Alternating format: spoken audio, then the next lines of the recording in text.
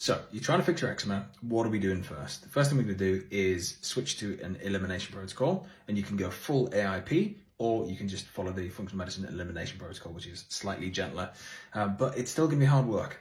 I'm not going to pull any punches. Literally, elimination diet is the hardest part of most health protocols.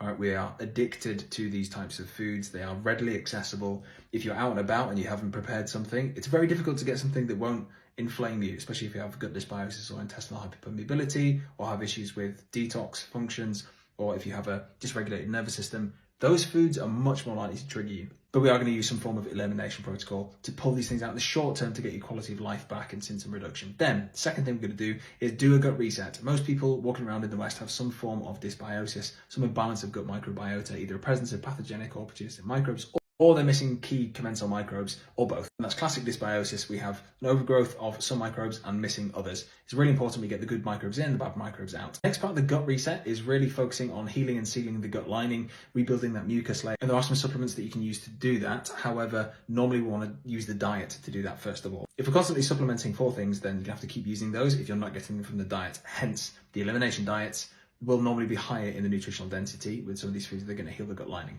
Next, we're going to look at the liver and gallbladder function, really important for resetting the gut in itself. Now, that whole digestive function, stomach acid pH, can be judged with a gut mapping test. However, it's not normally the first step. Normally, we'll say do as much as you can before you get to the stage where you actually need a test, and that allows you to get to work even quicker. So with the liver and the gallbladder, we just want to raise the function, like milk thistle, dandelion, globe artichoke. Those are some of the things that we talk about on this channel a bit. Just making sure that your detox function is handling the current level of toxic load in the body. If you are having an inflammatory response to something, then normally your toxic load is going to be higher. So working the lymphatic system through with the detox funnel from the top to the bottom. And obviously the bottom of that detox funnel is your bowel movement function. Fourth thing we're going to look at is the stress and the nervous system.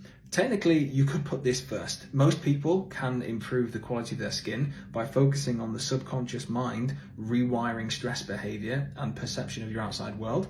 And that will move your nervous system and therefore your immune system into that state where it can rest and digest. That will sort a lot of these gut issues that we find. So focusing on stress, if you do have a chronic or autoimmune condition, you can use breathwork and meditation as a way to move your nervous system from fight and flight and fawn and freeze over to rest and digest, which is going to restart stomach acid production properly. It's going to restart digestive function, liver function, kidney function.